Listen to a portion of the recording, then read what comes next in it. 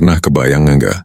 Kalau dunia modern yang kita kenal sekarang pernah berada di ambang lenyap, ada masa ketika hampir seluruh pengetahuan manusia perlahan menghilang dari satu wilayah besar di dunia. Bukan karena bencana alam, bukan karena wabah, tapi karena peradaban yang runtuh dan ilmu yang ikut runtuh bersamanya. Setelah Kekaisaran Romawi jatuh, banyak kota di Eropa berubah jadi bayangan masa lalu.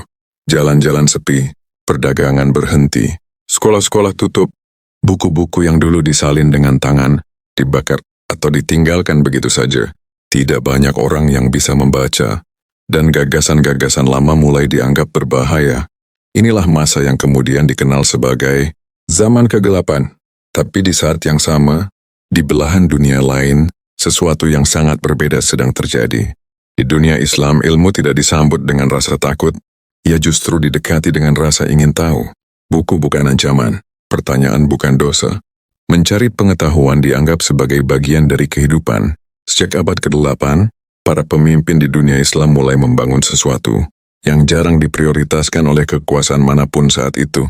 Bukan hanya pasukan, bukan hanya istana, tapi tempat belajar, perpustakaan, sekolah, ruang-ruang diskusi, dan di jantung kota Baghdad, lahirlah sebuah tempat yang kelak mengubah arah dunia, Bait al-Hikmah, rumah kebijaksanaan. Di tempat ini, naskah-naskah kuno dari berbagai peradaban dikumpulkan dari berbagai penjuru dunia. Tulisan-tulisan Yunani, Romawi, Persia, hingga India tidak dibiarkan menghilang. Mereka diterjemahkan, disalin, dipahami. Nama-nama seperti Aristoteles dan Plato, yang hampir terlupakan di tanah asalnya, justru hidup kembali di sini. Dalam bahasa Arab, para penerjemah dihormati, ilmuwan diberi ruang, buku diperlakukan sebagai harta berharga. Tapi yang membuat kisah ini benar-benar berbeda adalah apa yang terjadi setelahnya. Ilmu-ilmu itu tidak berhenti di meja terjemahan. Ia berkembang, angka-angka disusun ulang, rumus-rumus baru lahir, pengamatan dilakukan berulang kali.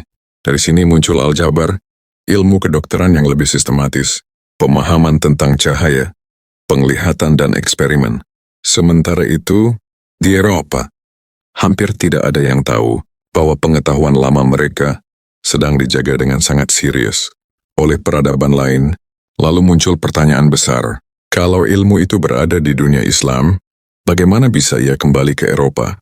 Jawabannya ada di satu wilayah yang sering terlupakan dalam cerita besar sejarah, Al-Andalus, Spanyol Islam. Di saat banyak kota Eropa gelap setelah matahari terbenam, Cordoba justru terang. Bukan hanya oleh lampu, tapi oleh aktivitas intelektual. Di sana, orang-orang dari latar belakang berbeda bekerja berdampingan. Mereka membaca, menerjemahkan, mendiskusikan. Pelan-pelan, ilmu yang sempat menghilang itu menemukan jalannya pulang. Dan dari titik inilah, sesuatu mulai berubah. Universitas bermunculan, ilmu kedokteran berkembang, matematika dan astronomi kembali dipelajari. Apa yang kemudian disebut sebagai Renaissance tidak muncul dari ruang kosong.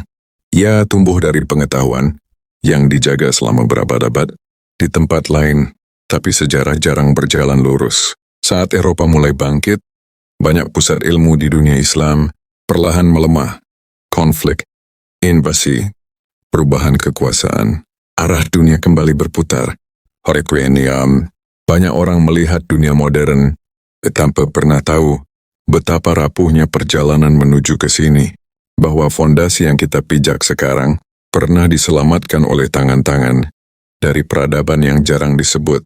Dan mungkin itulah bagian paling menarik dari sejarah, bukan siapa yang paling kuat, bukan siapa yang paling berkuasa, tapi siapa yang memilih untuk menjaga pengetahuan ketika dunia lain memilih melupakannya.